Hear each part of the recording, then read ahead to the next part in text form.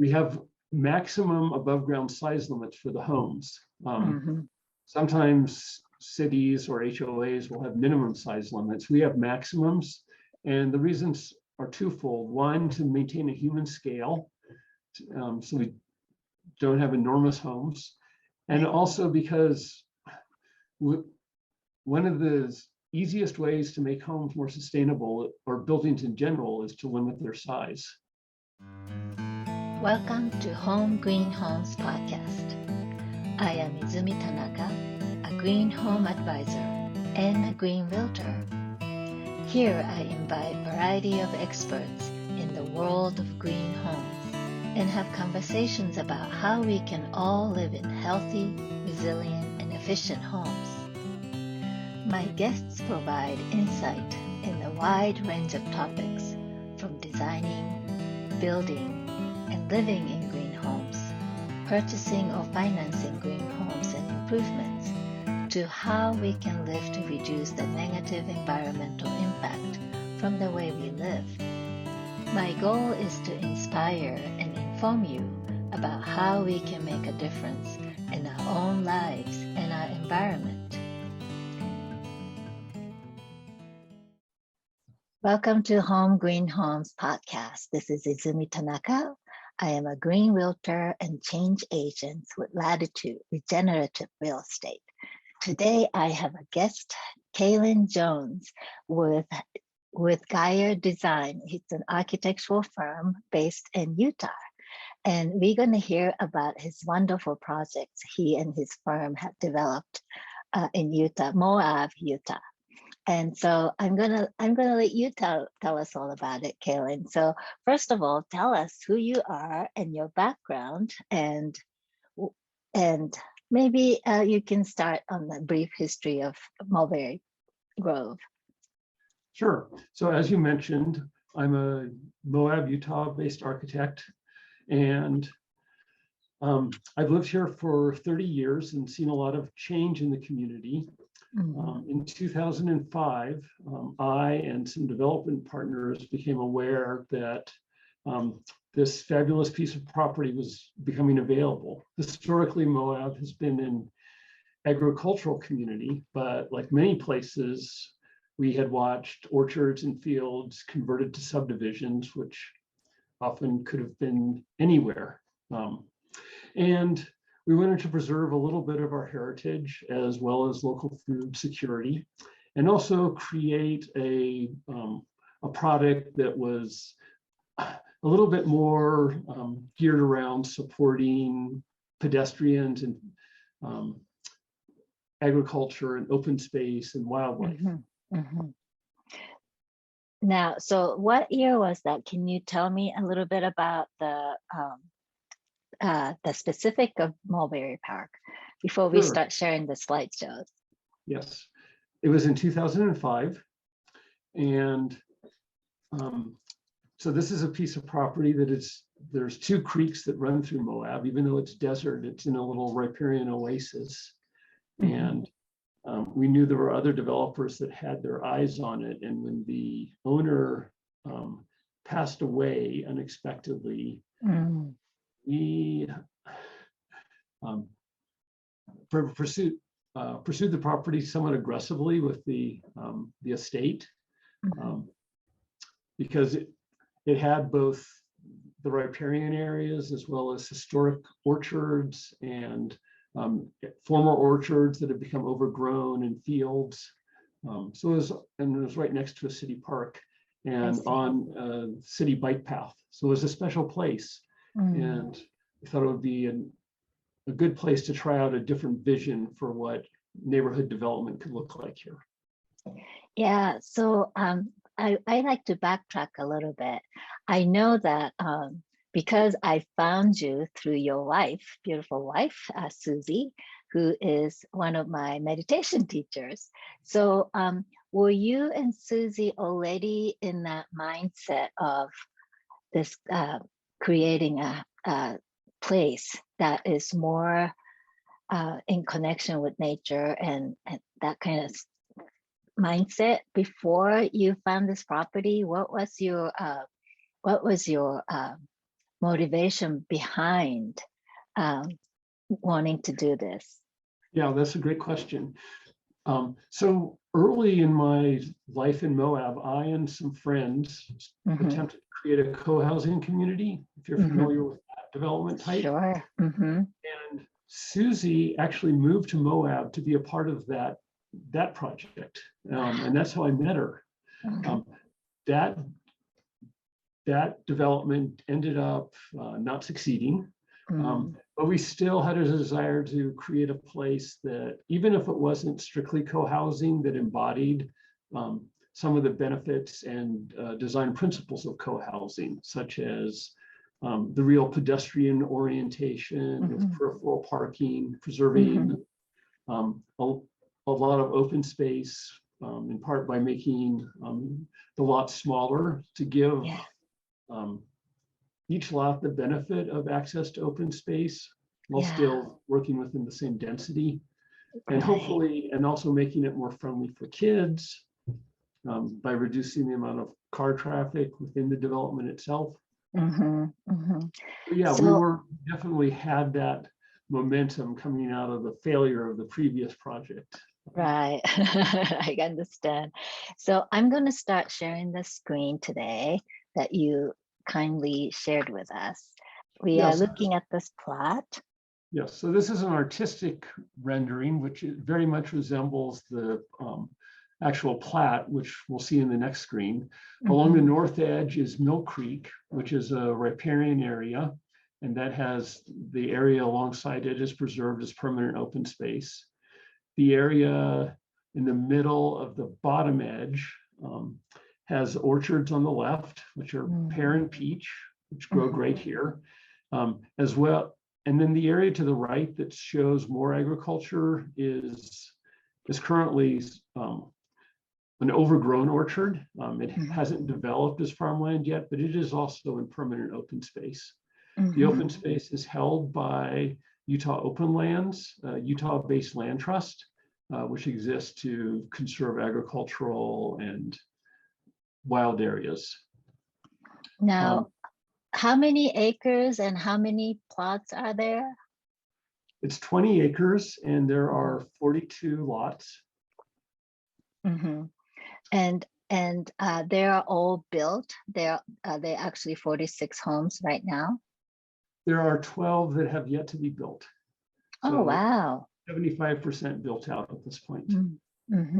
And I see that these homes are kind of clustered into smaller groups of homes. And what is the idea behind it? So the idea is that it has multiple benefits. So it means that every home can front on some open space, which gives them a bigger view and bigger connection with nature than they would otherwise have. It just divided the land equally into lots. It reduces the amount of area to maintain that each individual homeowner has to maintain. So those are the primary benefits. An interesting thing that is that many owners of houses next to golf courses are not themselves golfers. They buy in because they want the access to the open space. Right. Yeah. And so this sort of conservation subdivision design, where you utilize the private development to basically help fund the conservation of open space. Is a model which can help interweave these natural and agricultural areas into our built environment. Right. And it looks like homes are kind of facing each other to some degree, so that kind of facilitates more interactions among the neighbors. Is that part of the intention?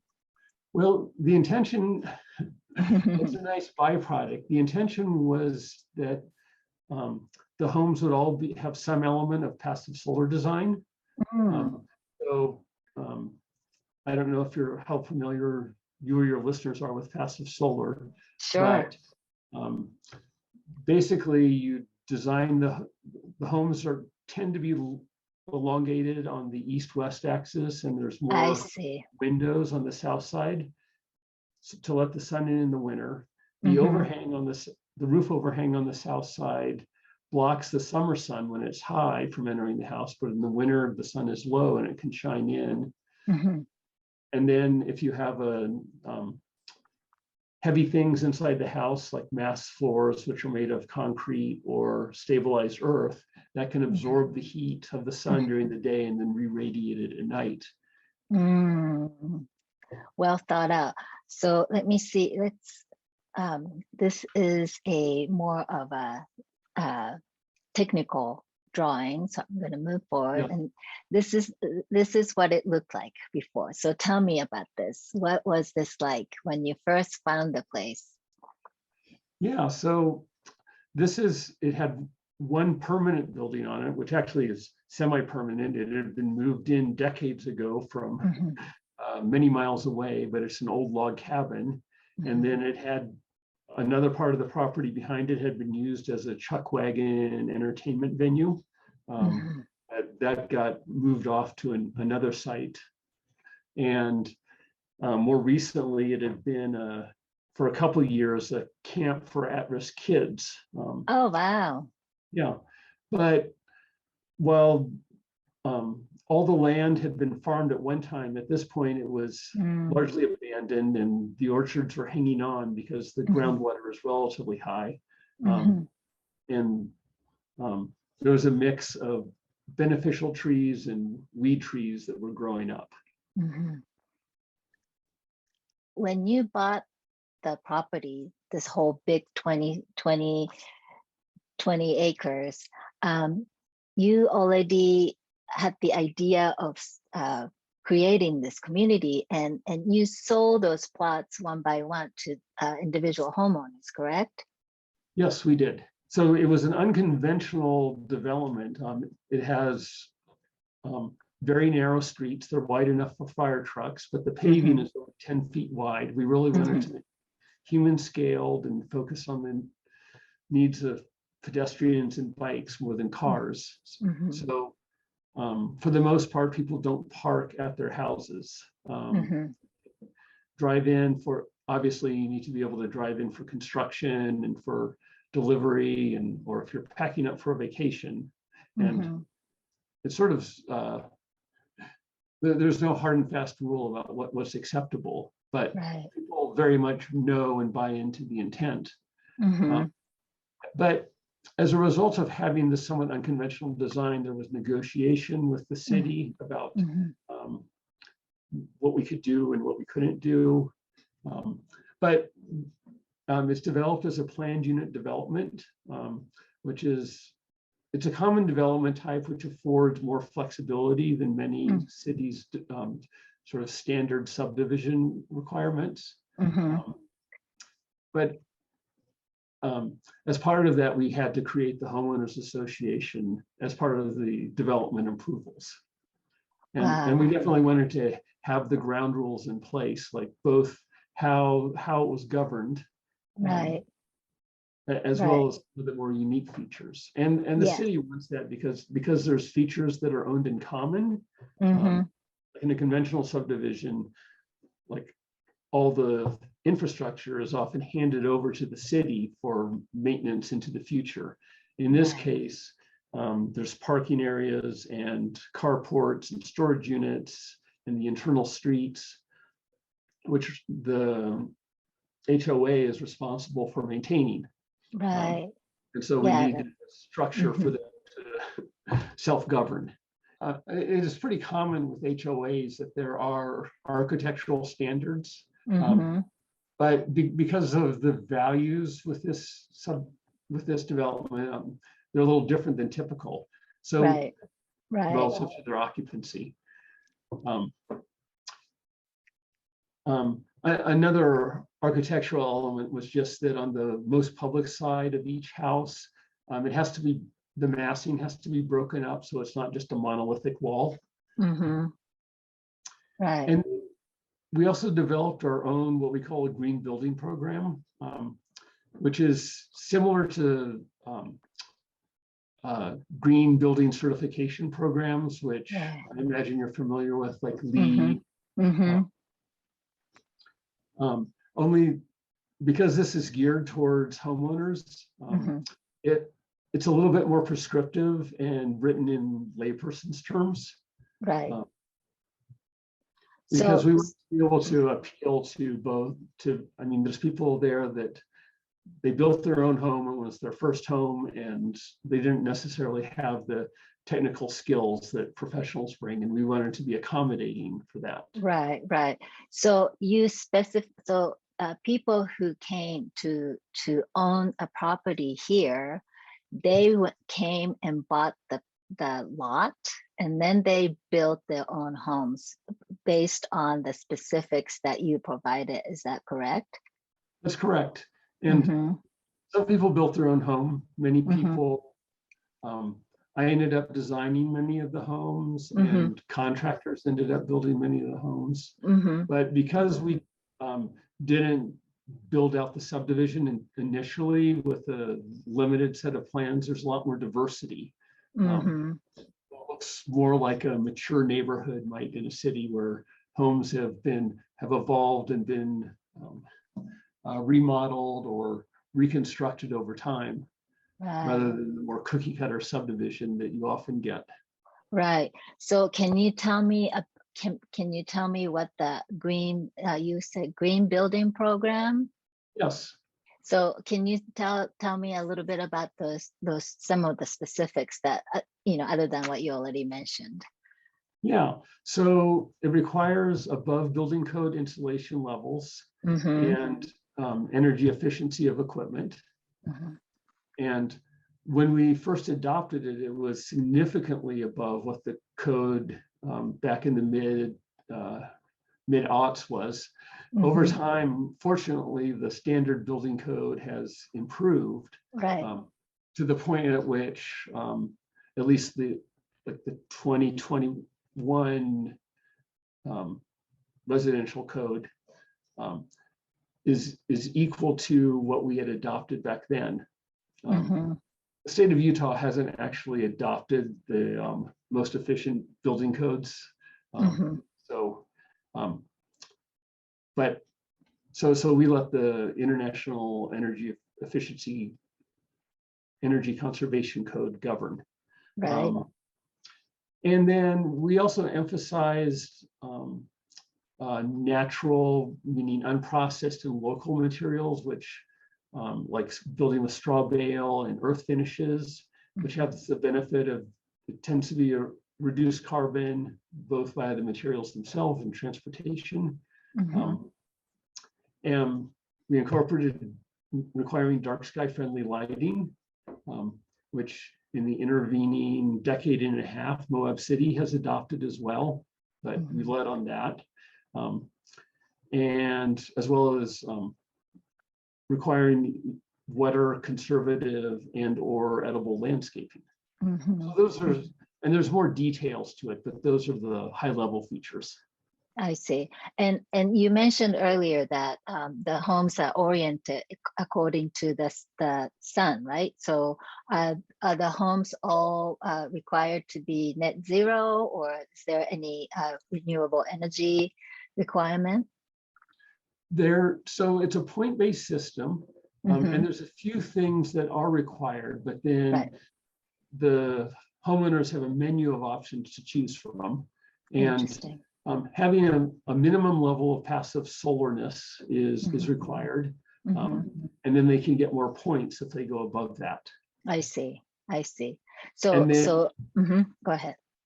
And then active solar, whether it's hot water or photovoltaics, is an option to get more points. And many homeowners have opted for that, but it wasn't a requirement.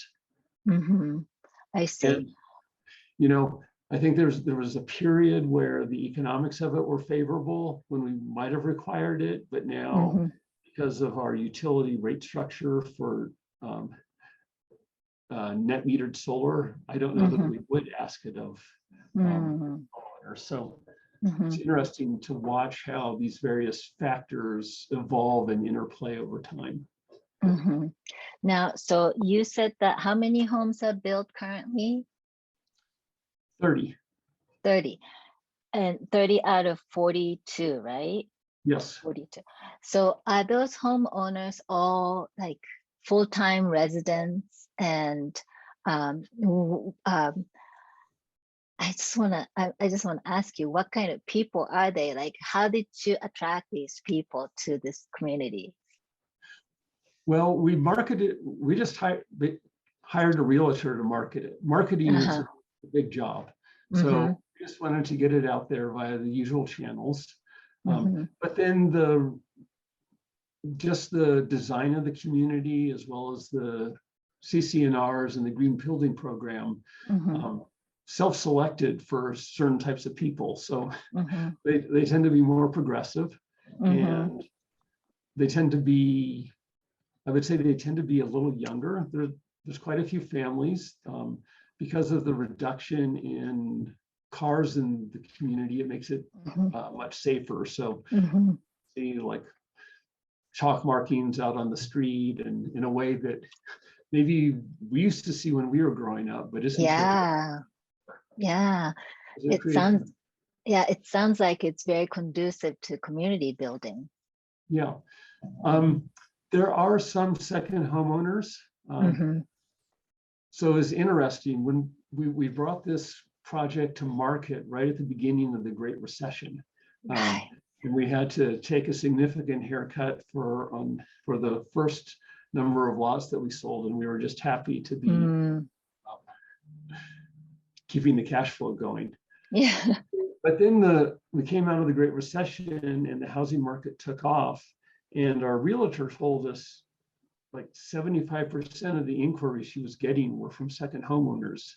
And we've seen the trajectory and this isn't just Mulberry, but like in Moab as a whole, and just seeing the trajectory in other communities that are gateways to national parks or public lands, and how the extent to which their housing stock can get converted into second homes, and what that does to a community. And it was not our vision at all. So we started only selling the remaining lots with a deed restriction requiring a significant period of residency each year, so that it would be primary residences instead.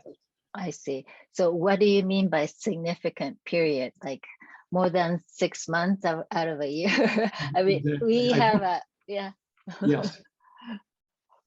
So more than 6 months. More than 6 months. Okay. Yes. And so do you actually live in the community yourself, you and Susie? No, we don't. Back in 2000, we built our own house in Moab, but not in the community, and it's on a pretty special piece of land.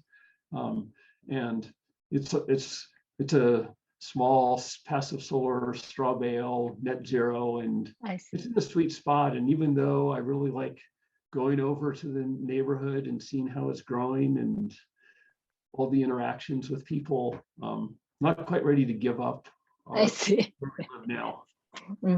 So in this community, if somebody wants to buy a property, it has to be a primary residence, and you have to occupy the home more than 6 months out of a year. But are they allowed to do short-term rentals or any kind of rentals? Short-term rentals did not exist like as they do now at the time that we developed the CCNRs. Sure. Because of how they were affecting the community, the city of Moab has adopted a prohibition on them outside of commercial zones. So they're not allowed in residential zones. Oh, wow. So that governs in Mulberry as well. I see. Yeah, because I see that short-term rentals are affecting many communities, including my own. We are also in the POA, Property Owners Association, and there's a number of properties that are bought up by short-term rental investors. So it's interesting to see what your community is doing. Yeah, and can you tell me some of the challenges as a community today, if there's any, that you face in maintaining this beautiful community that you created? Yeah, so one aspect is that it's related to the short-term rentals and the housing crisis generally. Many areas are facing housing affordability issues, and it's very acute in Moab, being a resort community and having limited housing stock. So it's really a struggle for people who live here and employers. So when we developed this community, our focus was on open space preservation. And some of the way we drafted the CC&Rs didn't necessarily anticipate the pressures that everyone would be under. So in retrospect, I wonder if we would have just had more lots and had more houses and emphasized that more. Right. And we've had to modify the CC&Rs to better accommodate accessory dwelling units, because there are places where they can fit into the community and into Mulberry, and there is really a community-wide need. Another aspect is that we didn't at the time realize the wildfire risk, because it's inside a city and it's in a desert. We didn't think about it as much as we should, but as you can see in the bottom picture, alongside the creek, that as well as in other parts, there are trees. Right.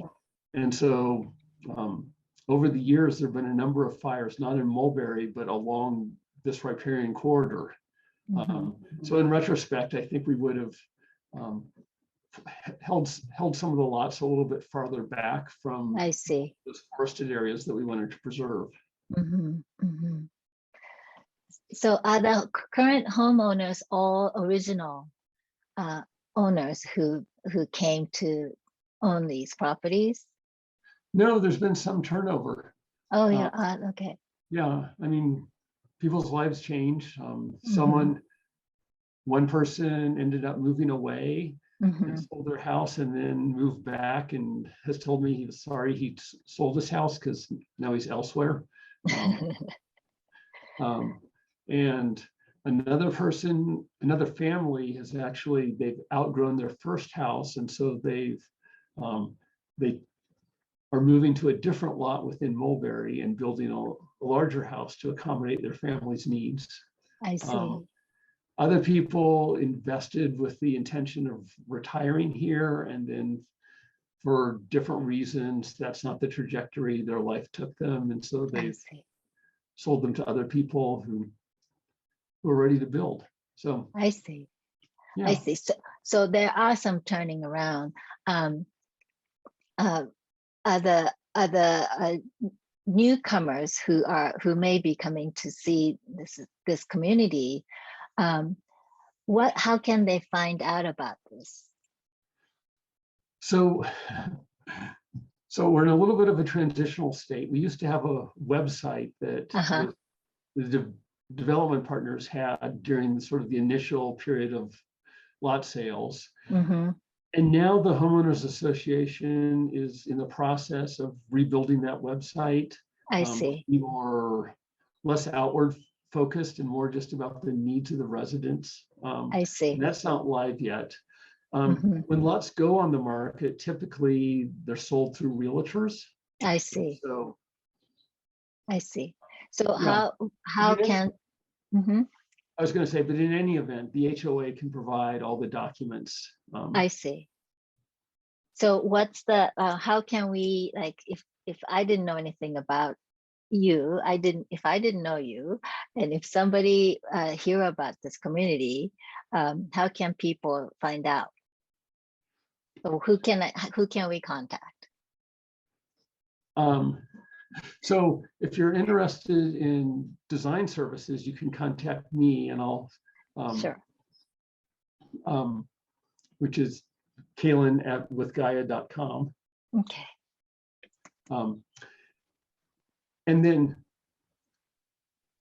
And I'd probably be the best contact as well for just answering questions about the community if people Sure. want to know more about the history. Yes.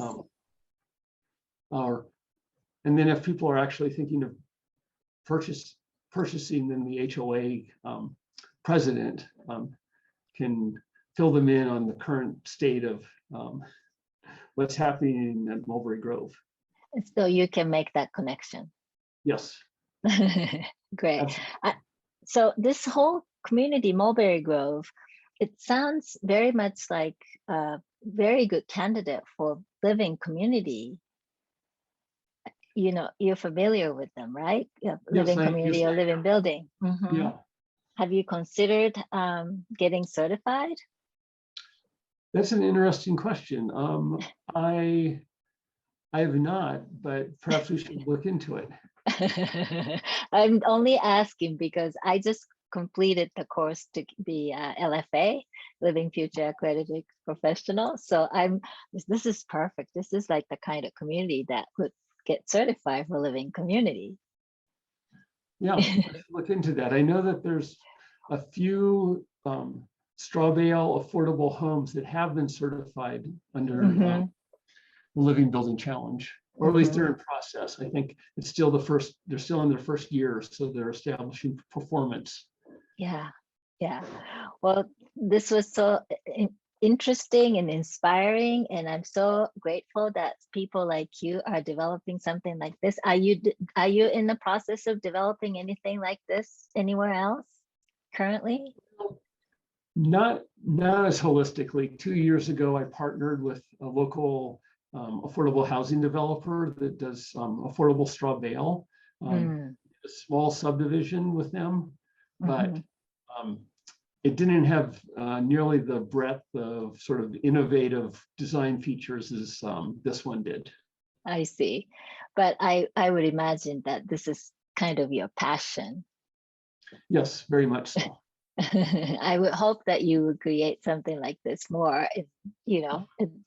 That doesn't necessarily have to be Utah, right? You can do this at other places. Oh, absolutely. Yes. Yeah. Well, great. Thank you so much for your time, Kalen. I would love to share this slideshow on the podcast show notes so that people can look at the pictures and learn more about it, and make sure to get your contact information there. Absolutely. I'm happy to share it. And it's great talking to you, Izumi. Thank you so much, Kalen. And this was Home Green Homes with Kalen Jones of Mulberry Grove in Moab, Utah. Thank you so much.